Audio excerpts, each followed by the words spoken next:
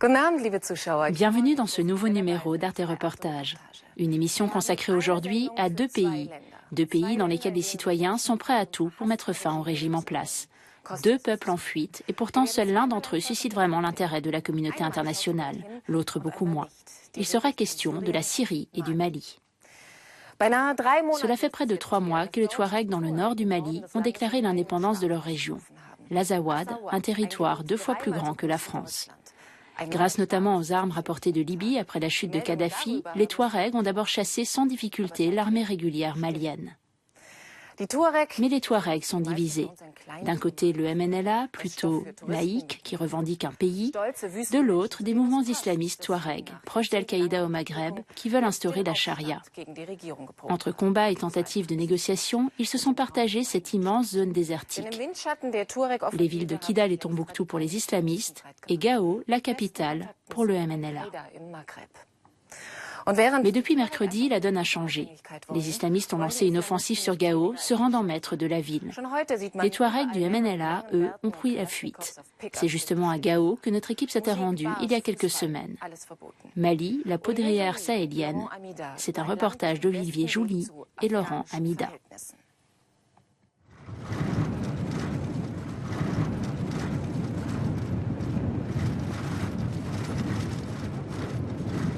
Ces combattants sont des Touaregs. Ils appartiennent au mouvement de libération nationale de l'Azawad, le MNLA. Depuis 1 mois, ils se présentent comme les maîtres de cette partie du Sahara, une zone immense, encore difficile à contrôler. Les MNLA contrôlent la ville.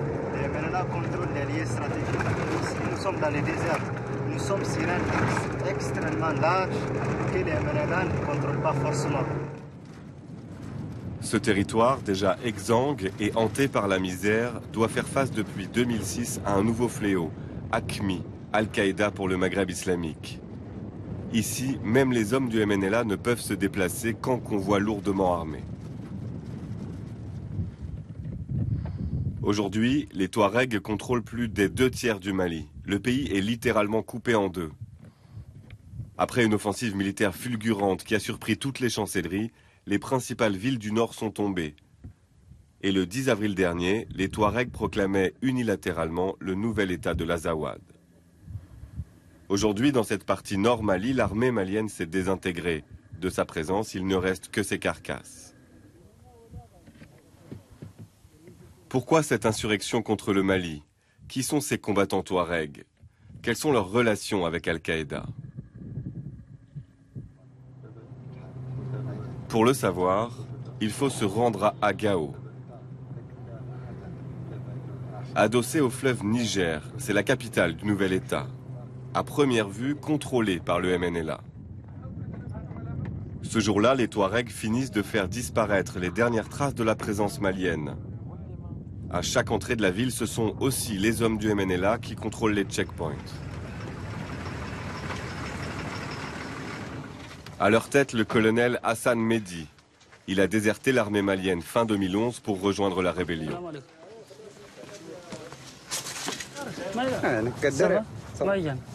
C'est un militaire de carrière. Il fait partie des officiers les plus expérimentés du mouvement. Ça, c'est la route du Niger. Il tente de contrôler cet axe, la seule route du pays. C'est l'axe Gao-Niamey, en passant par Ansongo et Labzanga. Ouais, bien sûr. Sa préoccupation aujourd'hui, empêcher les armes venant de Libye de pénétrer en ville. Depuis la chute du régime de Kadhafi, elles prolifèrent dans la région et profitent principalement aux brigades d'AQMI.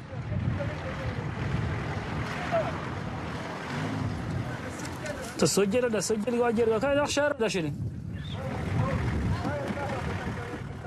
y a de fortes craintes que des armements rentrent par des frontières, plus particulièrement par la frontière du Niger. Parce que comme je vous l'ai dit, on a toujours vécu pas mal de problèmes, des milices, pas mal de problèmes, de groupements armés qui ont toujours créé une psychose, qui ont toujours créé des problèmes. Donc nous essayons aujourd'hui de mettre fin à ça. Si aux abords de Gao, ces soldats peuvent boire du thé tranquillement, en centre-ville, la situation est dangereuse. Certains quartiers sont truffés de groupes islamistes, dont Al-Qaïda. Et pour nous les montrer, le MNLA nous escorte.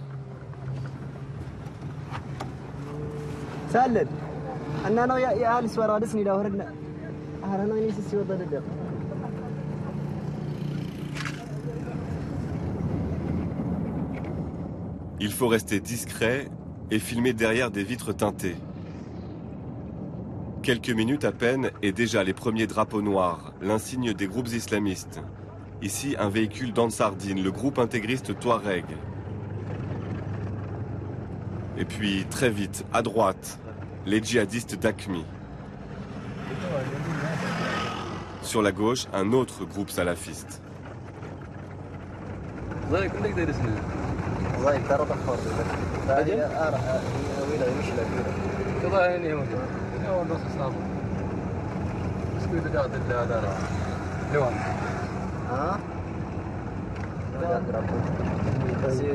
C'est vous ça? C'est pour les MNLA. Si le MNLA reste encore la force dominante, grâce au matériel pris à l'armée malienne, comme ce blindé, à chaque déplacement, il constate que les islamistes sont de plus en plus nombreux.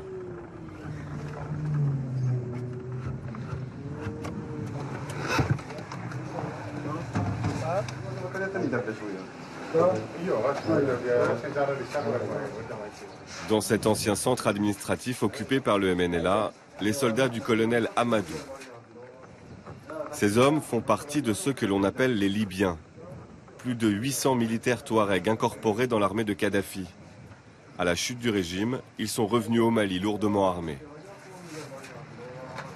Le colonel Amadou a participé à l'offensive contre l'armée malienne. Il a vu, impuissants, les groupes islamistes s'infiltrer dans Gao à la fin des combats. Ces groupes sont arrivés dans les villes après les combats du MNLA et ils ont commencé à créer des problèmes. Leurs forces n'ont pas subi de pertes, contrairement à celles du MNLA, qui ont laissé beaucoup d'énergie et beaucoup de munitions dans les combats. Nous leur avons demandé de partir. Si ces groupes djihadistes refusent de partir, la confrontation ne pourra pas être évitée. Car si ces groupes refusent notre ultimatum, nous utiliserons la force. Parce qu'ils sont sur notre territoire et ils arrivent avec des idées que nous ne partageons pas. Ces idées, c'est entre autres l'instauration d'un califat dans toute la région. Car à ce jour, Al-Qaïda circule encore librement dans les rues de Gao.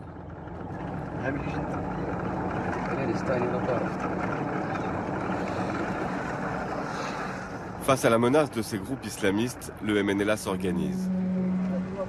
Ce jour-là, dans le gouvernorat de Gao, les leaders ont convoqué les représentants de tous les partis et ethnies de l'Azawad. Al-Qaïda est bien entendu exclu de ces discussions.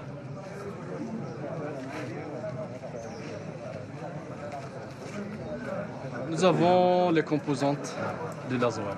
Nous avons des Sorais, nous avons des Arabes, nous avons des Touaregs, nous avons des Peuls venus de tous les coins de l'Azawad. Ils sont représentés ici dans cette salle. L'objectif de cette réunion est de fusionner tous les mouvements locaux et de créer un gouvernement provisoire, pour ensuite chasser les djihadistes de la région. L'avenir de la présence d'Aqmi dépend donc en grande partie de l'issue de ces négociations.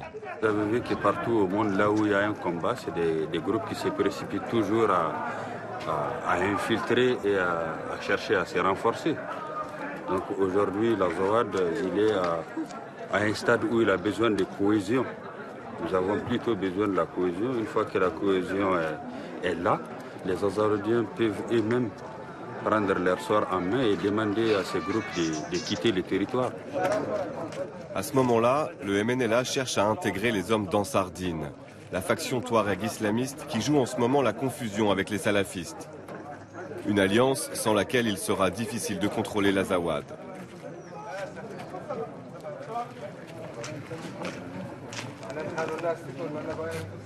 Pour l'instant, le rempart contre l'islam radical, ce sont les femmes. Elles veulent leur place dans le futur gouvernement et sont venues de tout l'Azawad pour le dire.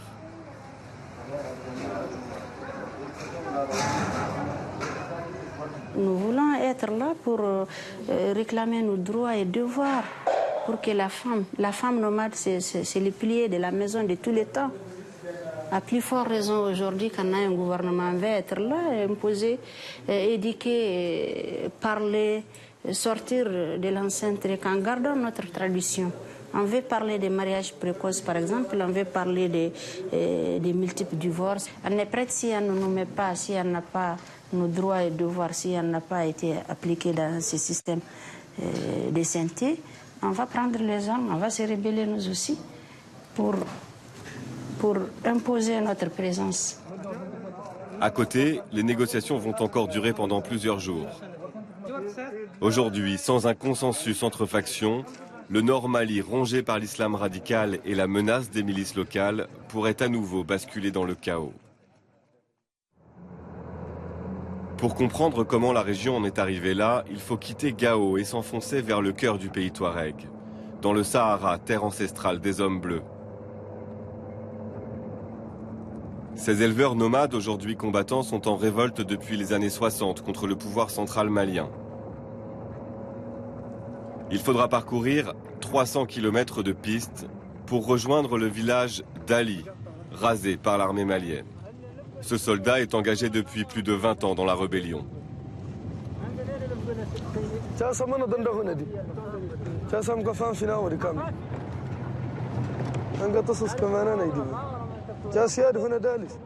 Leur insoumission, lui et les siens l'ont payé au prix fort.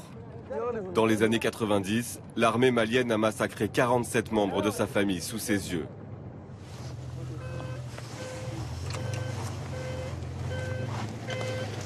Pour la première fois depuis la fin des combats, il revient sur les tombes de ses proches.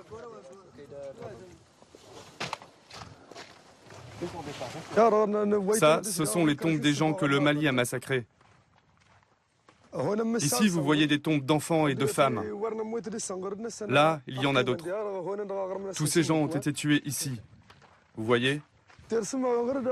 On a passé une semaine à les enterrer. Tous ceux qui ont échappé à ce massacre ont fui et ont tout abandonné. L'armée est arrivée le matin. Les gens étaient là avec leur bétail. C'était 2 jours après l'attaque de la ville de Ménaka. Un blindé s'est positionné de ce côté-là et un autre véhicule s'est placé vers les maisons là-bas. Ils ont ouvert le feu sur les gens et le bétail qui a été rassemblé ici. Ceux qui ont fui sont partis vers les collines là-bas. Là, c'est la tombe de mon père, Mohamed.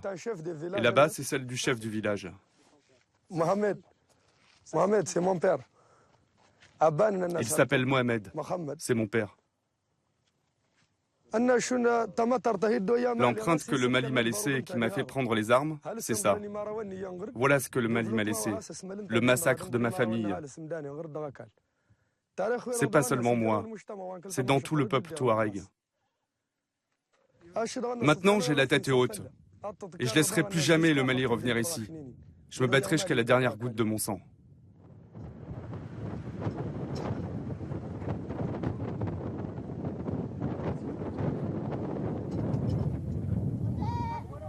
Les survivants ne sont jamais revenus dans le village.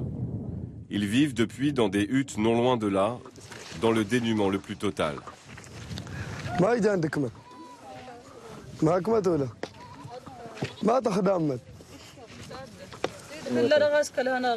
Rien n'a changé ici depuis 50 ans. Nous avons les mêmes difficultés, c'est même pire encore.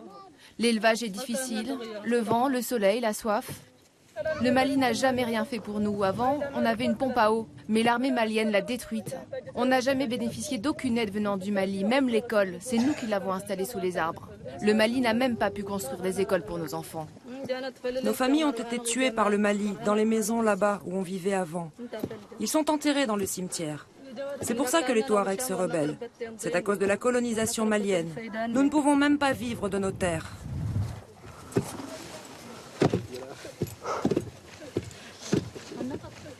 Ces injustices, les Touaregs les vivent depuis plus d'un demi-siècle.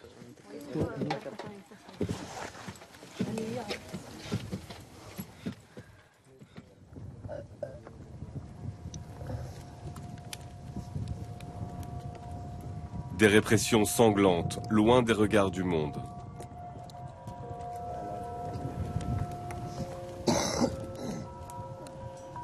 Ali est le descendant de 3 générations de Touaregs révoltés. Une vie d'errance avec ses compagnons d'armes en plein Sahara.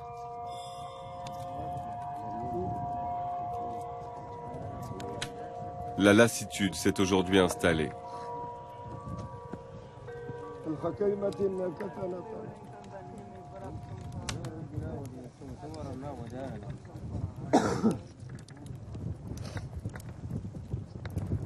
Malgré l'épuisement, chaque matin, ces hommes se forcent à redevenir des combattants.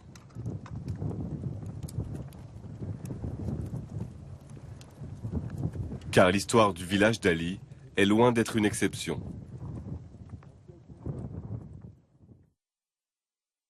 À plusieurs centaines de kilomètres au nord, une vallée a été entièrement vidée de ses habitants. Ici, plus de 900 familles ont été chassées par l'armée régulière en 2006, sans un seul témoin.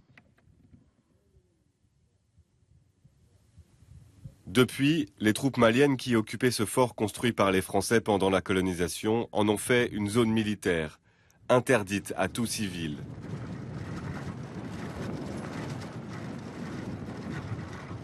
Le MNLA les a chassés il y a quelques semaines.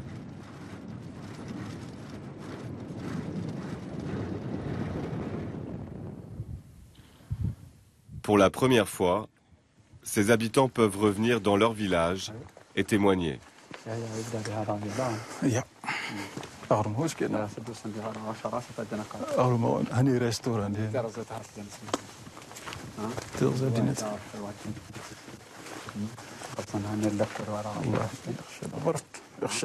C'était une grande ville comme ça, c'était une grande ville. Ça vaut au moins 3 km² normalement ici. C'était une grande ville normalement. Mais ils sont chassés toutes les gens ici. Il y avait des boutiques, magasins, vidéoclubs, il y avait des gens ici. Il y avait beaucoup de gens qui étaient logés ici. Il y avait l'électricité très bien, tout était très bien ici. Oui. Donc,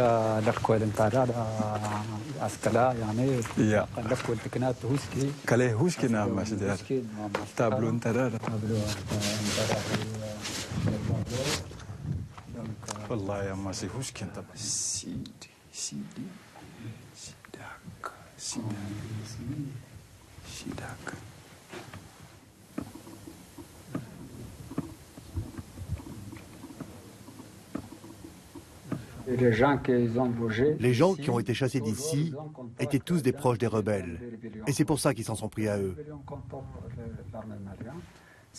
Ils n'ont pas réussi à attraper les rebelles, alors ils se sont vengés sur la population.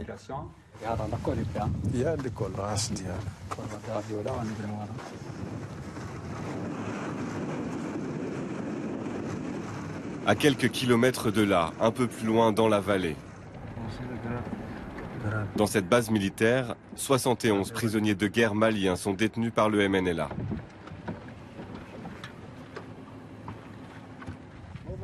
Le commandant de la région, Issa Ag Gali, nous présentera 10 d'entre eux. Ces officiers et soldats maliens ont été faits prisonniers lors des récents combats. Nous n'aurons pas la possibilité de nous entretenir avec eux sans la présence de leurs gardiens. Nous n'avons pas eu accès non plus à leur lieu de détention.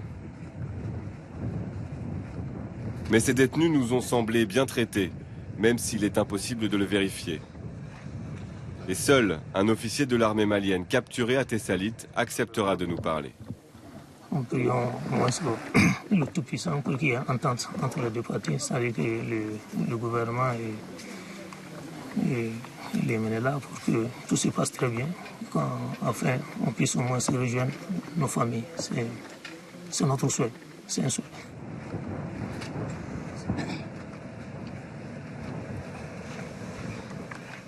Vous voulez dire quelque chose?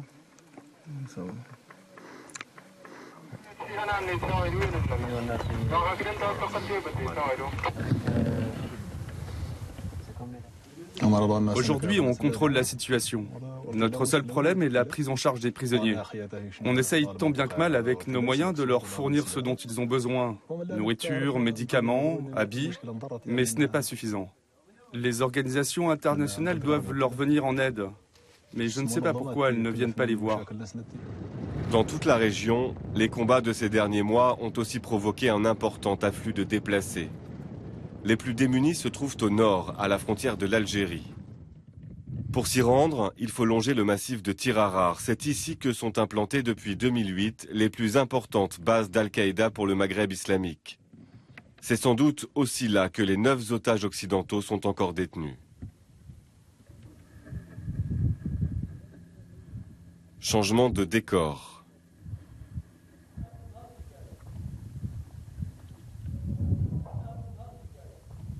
Changement d'atmosphère aussi.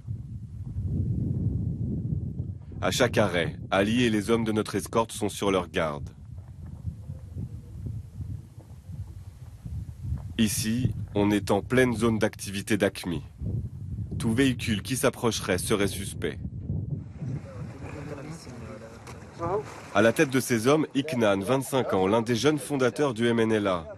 Il est originaire du massif et en connaît chaque recoin.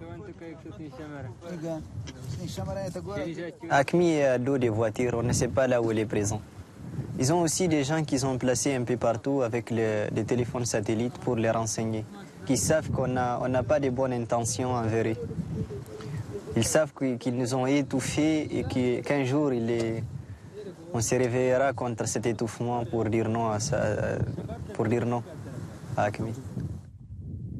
Iknan confirme que les djihadistes d'Al-Qaïda ont profité eux aussi de l'immense marché aux armes libyen.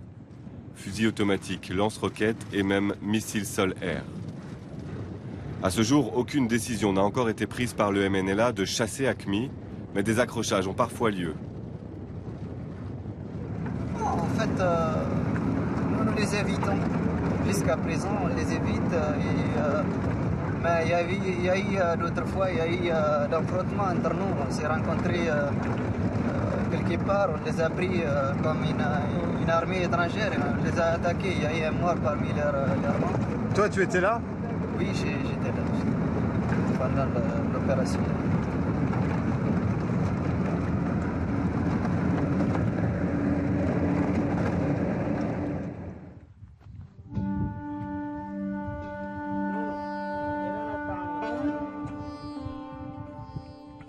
Dans cet immense désert, hommes et matériel souffrent. À la mi-journée, il fait 55 degrés à l'ombre. Tout s'arrête. Ali et ses compagnons d'armes, écrasés par la chaleur, s'écroulent.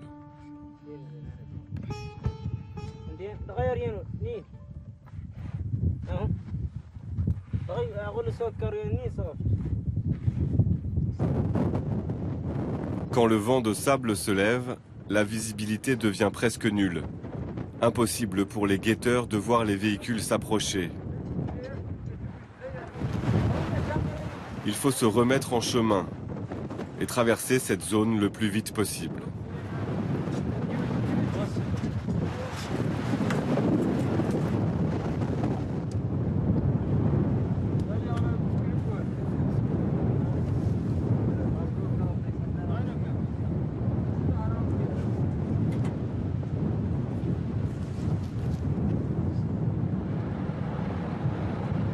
À quelques kilomètres à vol d'oiseau, les montagnes caillouteuses de Tirarar. On y trouve de l'eau et des grottes, une forteresse naturelle idéale pour se cacher. Avant d'être utilisée par AQMI, elle a servi jusqu'en 2008 de sanctuaire aux rebelles Touaregs. Les Américains, avec l'aide des Maliens, avaient tenté d'installer à proximité une base pour lutter contre le terrorisme. Elle a été pulvérisée par AQMI. Voilà la base qui a été détruite par AQMI il y a quelques mois. Elle a été sautée par AQMI qui ne voulait pas qu'elle soit construite. C'est une base arrière des Américains et les Maliens qui voulaient utiliser ça comme une place d'atterrissage d'hélicoptères.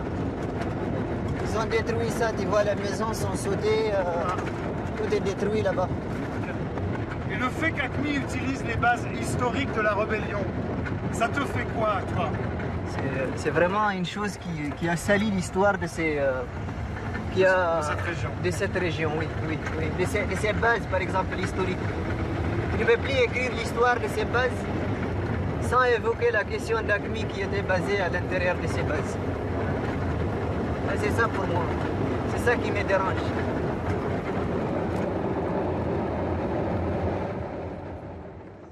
Aujourd'hui, l'un des objectifs du MNLA est de récupérer les jeunes Touaregs embrigadés par AQMI. C'est l'histoire de ce soldat. Il a passé 2 ans dans les rangs d'Al-Qaïda et a accepté de livrer son témoignage à condition de garder l'anonymat. À l'époque, il veut quitter l'armée malienne car son revenu de 90 € par mois est insuffisant pour nourrir les 25 membres de sa famille. J'ai amené une permission ici, il y a quelqu'un qui m'a trouvé. Lors d'une permission à Kidal, j'ai rencontré quelqu'un. Je lui ai demandé comment je vais travailler, moi, après que j'ai trop de problèmes.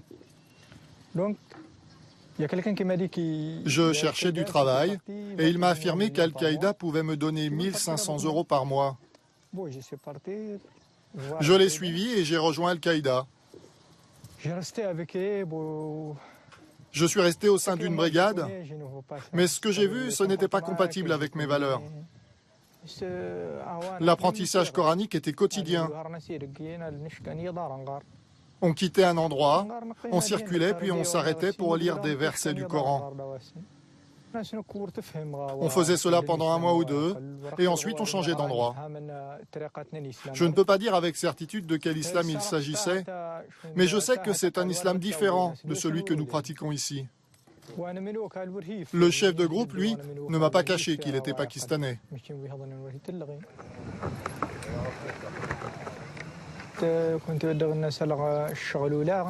Nous passions dans des campements pour inviter les gens à nous rejoindre, pour faire du prosélytisme. Nous leur parlions de la nécessité d'être respectueux du message de la religion. Moi, je pense qu'Al-Qaïda se renforce à cause de la pauvreté qu'il y a ici. Si l'on avait donné la possibilité à tous ceux qui sont ici d'avoir des projets et de travailler, beaucoup n'auraient pas été tentés d'intégrer les rangs d'AQMI. Et AQMI serait parti.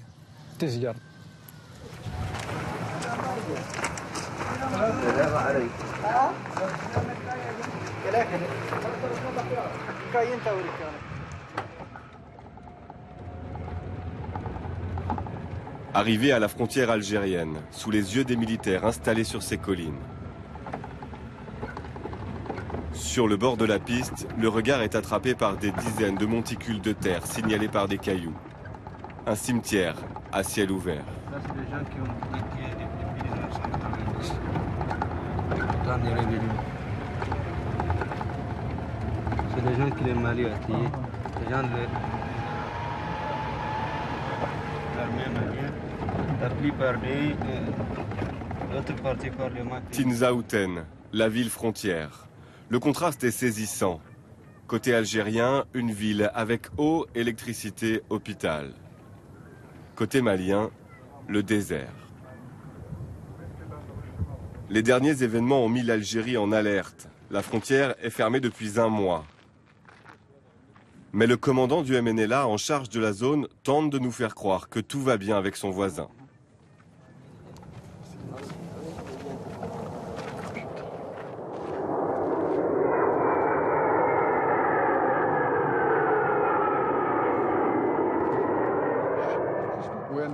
Nos relations avec l'Algérie sont bonnes. Non, il n'y a aucun problème. Nous n'estimons pas nécessaire de leur demander pourquoi ils ont fermé leurs frontières. Et pourtant, en moins de 10 minutes, les jets algériens violeront à 2 reprises l'espace aérien du Mali.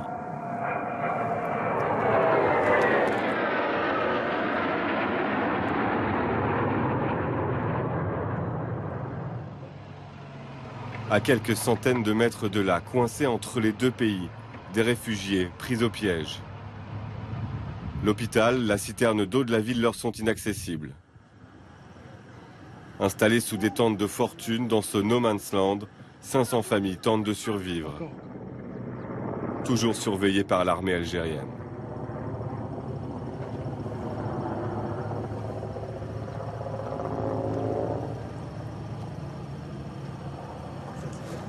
Sada, avec ses 6 enfants, a quitté Kidal il y a 2 mois. Elle témoigne sous couvert d'anonymat de ses conditions de vie. L'aviation malienne est arrivée et nous a bombardés. Il y a eu 12 blessés et 2 morts. Alors, on a été obligés de fuir dans la nuit. Ici, nous ne recevons aucune aide. En 2 mois, on n'a reçu que quelques tomates et quelques sachets de farine de semoule. Depuis, plus rien.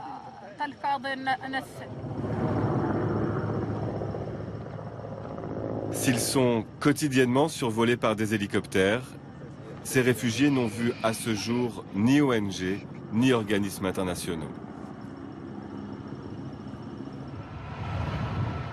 Et l'Algérie, la seule puissance régionale sans laquelle rien ne peut se faire ici, reste étonnamment silencieuse.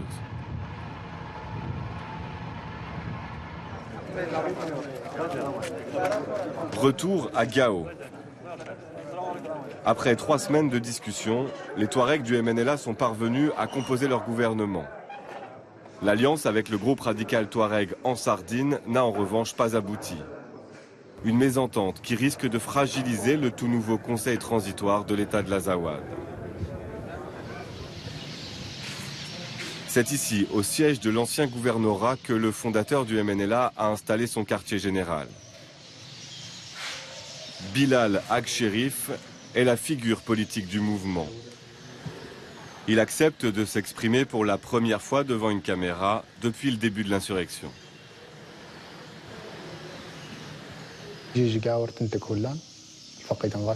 Avant le début des opérations militaires, nous cherchions déjà à nous unir avec Ansardine.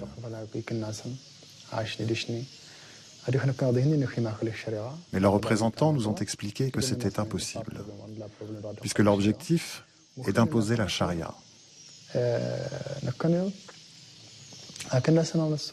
Nous leur avons dit que sans être opposés à la charia, notre priorité était l'indépendance de l'Azawad.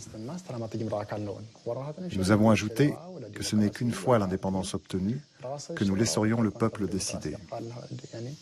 Nous ne voulons rien imposer au peuple, ni la charia, ni la démocratie. Et c'est pour cette raison qu'à ce jour, nous n'avons pas encore trouvé d'accord. Bilal incarne une génération d'intellectuels Touaregs formés à l'étranger. C'est lui qui a ressuscité le mouvement en 2010. Le MNLA a commencé sa conquête sans moyens. Il atteindra son but même sans moyens. Aujourd'hui, le premier objectif est atteint. Chasser le Mali de l'Azawad. Le second objectif est de sécuriser l'Azawad et de le développer. Il est nécessaire de faire revenir les Azawadiens, les réfugiés, tous ceux qui ont été chassés. Tous ces gens dans les camps de réfugiés n'ont à ce jour reçu aucune aide. Je le répète, nous espérons parvenir à nos objectifs avec ou sans aide. Mais la communauté internationale a une responsabilité, en particulier celle de venir en aide à ces populations-là. Et c'est maintenant ou jamais.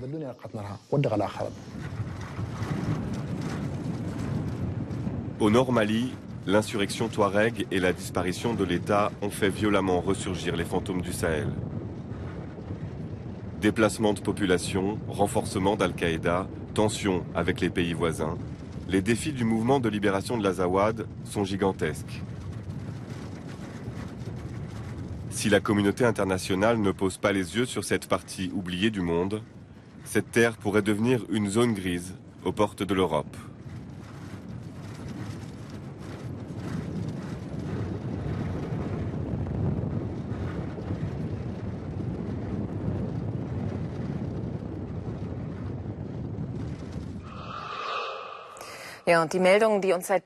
Une partie des gens croisés lors de ce reportage ont été blessés ou tués.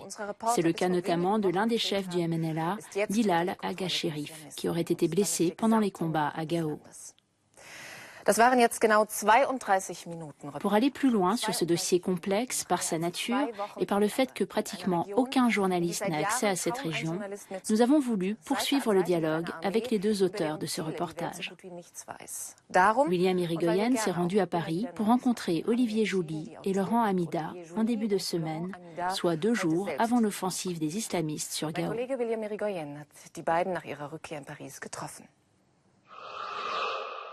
Bonjour Laurent Amida. Bonjour. Bonjour Olivier Joly. Bonjour. Comment êtes-vous arrivé jusqu'à ce territoire de l'Azawad? Pourquoi avoir choisi de traiter cette région journalistiquement? En premier lieu parce que on a suivi, comme tout le monde d'ici, l'offensive militaire qui a commencé au début de l'année, le 17 janvier exactement. Et puis au fur et à mesure de ce traitement, on s'est rendu compte que personne n'avait été là-bas. Donc on avait des informations très sporadiques sur ce qui se passait et on a décidé d'aller décrypter un petit peu la situation là-bas. Voilà ce qui nous a conduit à prendre les moyens, je vais vous passer les détails, mais de se rendre par des frontières voisines jusqu'à l'Azawad, ce nouveau territoire que les Touaregs appellent l'Azawad, pour être embarqués avec le MNLA, donc le Mouvement National de Libération de l'Azawad. Et c'est important de préciser que on est embed avec eux, on est incorporé à cette armée, donc il est très difficile, je le souligne parce que ça peut frapper dans le reportage, d'aller chercher un contre-champ des explications sur ce qu'on est en train de voir ailleurs qu'avec le MNLA. On pourrait ne pas être embedded, embarqué dans ce territoire de l'Azawad, Laurent Amida? Je pense pas, non. Il y a trop de... C'est trop volatile, comme on dit. C'est trop... Ça faisait quelques années, plusieurs années qu'on essayait de travailler là-bas. Et en fin de compte, la chute du régime à Tripoli a permis, en fin de compte, qu'il y ait une faction, on peut l'appeler comme ça, une faction, enfin, donc le MNLA, qui nous permette de travailler dans cette zone, qui avant était une zone militaire décrétée par l'armée malienne, donc c'était interdit à tout étranger depuis les années, je crois, 90, depuis les premières rébellions. Donc on avait cherché, déjà, on avait été dans cette zone travailler, mais avec très peu de résultats. Et là, en fin de compte, c'était une opportunité. Et le MNLA avait envie aussi d'accueillir des journalistes pour communiquer, parce que les informations sortaient de cette zone un peu confuse et avec parcimonie. Vous aviez prévu, vous, de passer 18 jours, vous vous étiez dit, on reste une semaine, 15 jours, parce que la situation est compliquée, parce qu'on va avoir tel ou tel obstacle?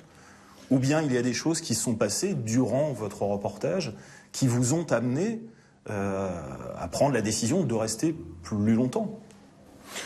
Dans ce genre de situation, on essaye toujours de rester le moins longtemps possible. Mais une fois qu'on est parti, qu'on a décidé d'essayer de raconter une histoire ou de décrypter un peu ce qui se passe là-bas, tant qu'on n'y est pas arrivé, on reste. C'est pas par plaisir, c'est pour pas qu'on soit venu pour rien. Donc plus il y avait des réunions, il y avait des choses, c'était une situation entre deux, fin d'offensive militaire, il n'y avait pas encore de décision politique. Donc on a décidé en commun de rester jusqu'à temps qu'on ait matière à raconter quelque chose. Et c'était pas par plaisir, parce que même pour eux, on était un poids, on était une surcharge. On voulait pas créer d'embêtement pour les gens avec qui on était. Donc ils s'exposaient eux-mêmes à des dangers supplémentaires aussi, puisque vous étiez là aussi. Ah, ils nous font circuler, donc ils circulent eux aussi. Ça veut dire beaucoup de moyens, ça veut dire se faire voir dans des zones où ils n'ont pas forcément tout le temps envie d'aller, sauf grosse nécessité. Donc oui, forcément, ils s'exposent. Et ils s'évitent avec tous ces groupes. On a essayé de le montrer dans le film. Ils en parlent. Hein. Pour l'instant, par exemple, pour parler d'AQMI, le statu quo, c'est on s'évite. Ça arrive qu'il y ait des échauffourées entre les deux, mais c'est plutôt des hasards qu'une vraie volonté aujourd'hui. Ouais. Ces gens du MNLA sont bien armés et sont bien équipés. À Gao, on les voit, on les entend dire qu'ils rencontrent tel ou tel membre de telle faction. Et là, on se dit, mais pourquoi ne prennent-ils pas tout de suite les armes? Pourquoi ne les attaquent-ils pas en prévention d'une éventuelle attaque de ces islamistes? Moi, je pense que le problème n'est pas uniquement militaire, parce que là, on a vu 2-3 voitures à Gao, mais ce sont des gens qui ont des bases beaucoup plus importantes plus loin, à l'extérieur de la ville, dans le désert, dans des montagnes. Donc le MNLA a la connaissance du terrain, a les moyens militaires de le faire, mais ils vont attaquer une base, une katiba, comme on dit, ils vont chasser une katiba, cette katiba va se réfugier ailleurs. Donc le problème n'est pas uniquement militaire, le problème est politique. Et on dit aujourd'hui que Al-Qaïda, que AQMI se renforce aujourd'hui dans le nord du Mali. Nous, on s'est rendu compte d'une autre chose, en discutant avec les gens, d'autre chose. C'est qu'Al-Qaïda se renforce dans la région, mais pas au Mali, justement. Parce qu'il sait que, depuis ce qui se passe dans l'Azawad, que son avenir n'est pas au Mali. Donc il recherche des bases, ça c'est des informations qu'on avait eues dans un travail en amont, il recherche des bases à se relocaliser dans d'autres régions, que ce soit au Niger, que ce soit dans le Fezzan, c'est-à-dire le sud-ouest de la Libye, parce qu'ils ont des connexions avec certains islamistes libyens, Donc, si vous voulez, il y a beaucoup de gens qui pensent que les Touaregs, et AQMI aussi, on n'a pas rencontré malheureusement les gens d'AQMI, mais il y a des faits qui font que AQMI sait que son avenir n'est plus au Mali. Ce que montre aussi votre film, Olivier Jouly et Laurent Amida, c'est que sous cette étiquette d'islamiste, nous aurions, nous, occidentaux, tendance à regrouper un certain nombre de factions. Or, il y a des différences entre tous ces islamistes-là. AQMI n'est pas en sardine. Est-ce que vous pourriez revenir un peu sur ces différences pour qu'on comprenne bien aussi les enjeux politiques de cette histoire, de cette affaire? Alors, En Sardine est dirigé par un homme qui s'appelle Yal Galil, qui est un Touareg natif de la région.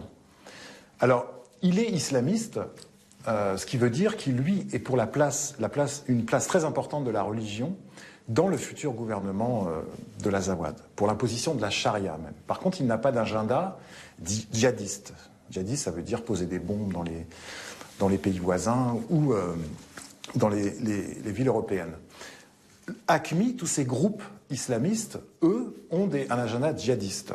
C'est-à-dire qu'ils sont pour la position d'un califat mondial, ils sont affiliés à ce qu'on appelle Al-Qaïda. Donc c'est une très grande différence. Voilà. Et le MNLA, donc, est aussi une faction. Lui, par contre, est un mouvement pas laïque, parce qu'ils sont musulmans, mais ils sont pour la liberté de religion et la liberté de choix de gouvernement. Il y a une séquence, on voit des Touaregs qui ont été victimes de ou qui disent en tout cas avoir été victimes de l'armée malienne. J'ai l'impression que c'est une partie de l'histoire qui est assez peu connue. Connaissiez-vous vous-même cette histoire ou non? Oui, on avait lu quelques papiers, quelques ouvrages là-dessus. Ce qu'on ne soupçonnait pas, c'est l'ampleur de la répression malienne sur les Touaregs. On a eu des témoignages factuels sur le terrain qu'on a pu corroborer en rentrant aussi, parce qu'il y a des chercheurs qui ont été régulièrement là-bas, qui ont pris des notes, qui ont pris des témoignages. Donc on a compris, oui, l'ampleur de cette répression malienne en allant là-bas. Et ça, c'est insoupçonné. Et c'est ce qui s'explique tout simplement par le fait que tous les territoires qu'on a pu visiter il y a quelques semaines étaient contrôlés complètement par l'armée, étaient simplement interdites aux civils. Donc impossible d'en savoir plus avant ça.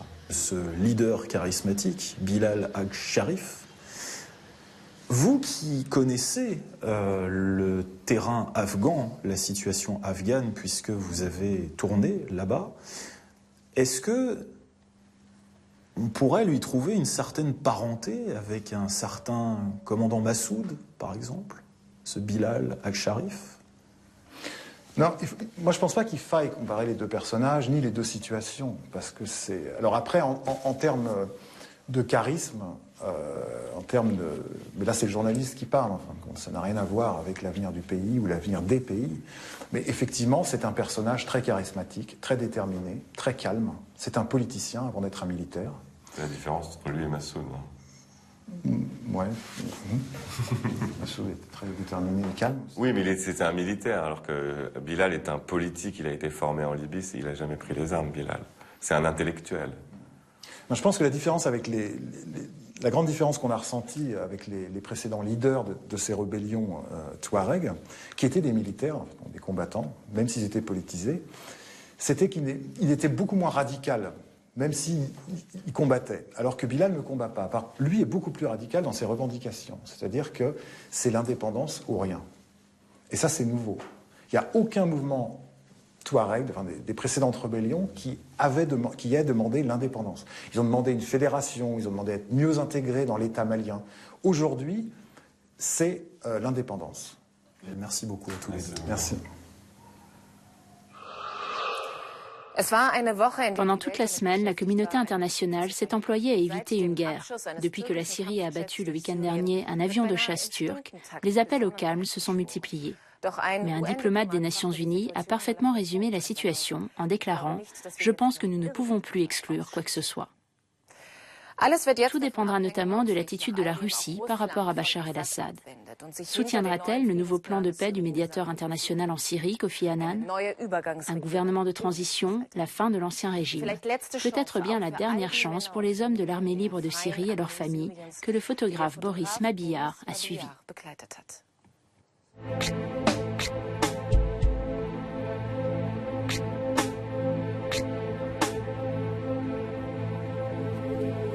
En Syrie, il était difficile de prendre des images. Les civils, avant tout, sont terrorisés. Évidemment, ils ont peur de rétorsion. Et les gens de l'armée syrienne libre étaient réticents aussi. Les liens entre l'ASL et les villageois, c'est une chose que j'ignorais, sont extrêmement imbriqués. J'imaginais l'ASL comme une armée régulière, pour ainsi dire. Et c'est pas du tout le cas. Ce sont des groupes très locaux, ancrés dans les villages, dans le tissu social, et ils dépendent donc des habitants qui les soutiennent, qui leur apportent le gîte, le couvert. Voilà un père, il a 3 fils, l'un des 3 est là sur l'image. Les 3 sont dans l'ASL et lui a mis à disposition toute sa maison pour les combattants qu'on appelle thouar, les révolutionnaires en arabe. Et il parle des gens qui autour de lui ont disparu. Et plutôt que de le terroriser, ça a renforcé ses convictions. Et pour lui, il n'y a pas d'autre choix que d'être du côté des thouars.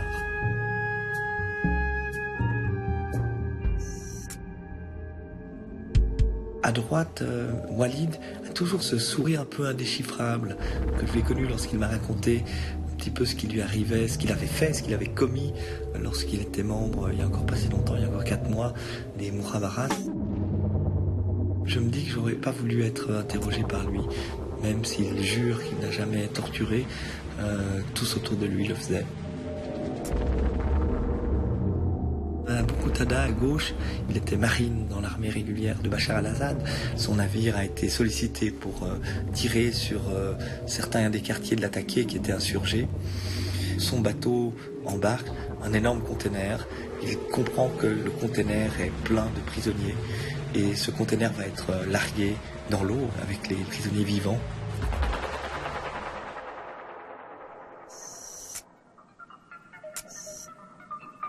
On arrive quelques minutes à peine après que l'armée syrienne se soit retirée.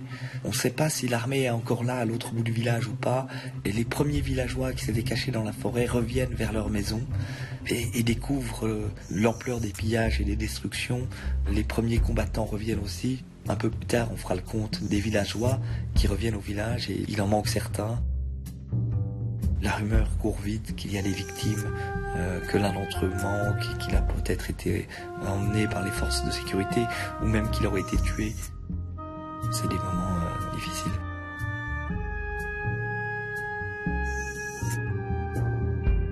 Un jeune gars qui se rêve en Rambo. Ses 2 frères sont dans l'ASL. Et lui aimerait bien pouvoir aussi rejoindre les rangs de l'ASL, mais il n'a pas de Kalachnikov. Comme la plupart des combattants, ils doivent acheter avec leur propre argent leurs armes. Il y en a quelques-unes qui sont distribuées et qu'ils s'échangent, qu'ils utilisent à tour de rôle, mais il n'y en a pas assez. Lui se dit que s'il avait l'argent, il s'achèterait une arme et rejoindrait les rangs de l'armée syrienne libre.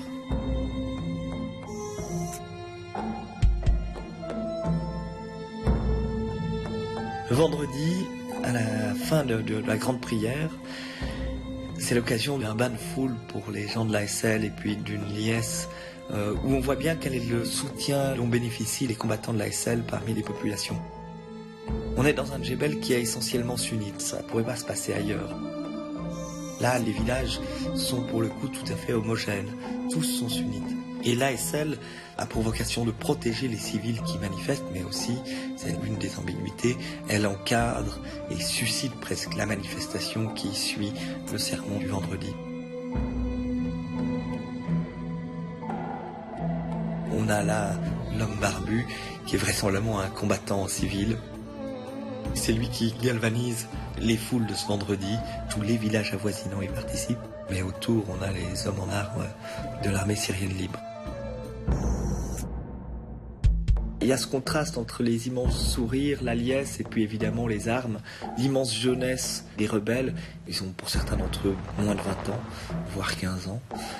Et puis les risques encourus, c'est la mort. Il y a une défiance à l'égard des instances politiques qui sont supposées les représenter à l'extérieur. Et le CNS fait partie de ces instances. Le CNS, aussi bien que l'état-major de l'armée syrienne libre, basé en Turquie, auquel ils ne font qu'une confiance toute relative, puisque ce qu'ils voient, eux, c'est le combat au jour le jour. Alors lorsque l'état-major leur parle de plan de paix, d'attente, de mise en veilleuse des militaires, eux se rendent compte que de l'autre côté, les forces de Bachar ne mettent rien en veilleuse, ils restent sous le feu des tanks et des hélicoptères et ils ne comprennent pas pourquoi ils devraient poser les armes, faire une pause dans les combats, alors même qu'en face, ils ne voient qu'une recrudescence de la violence.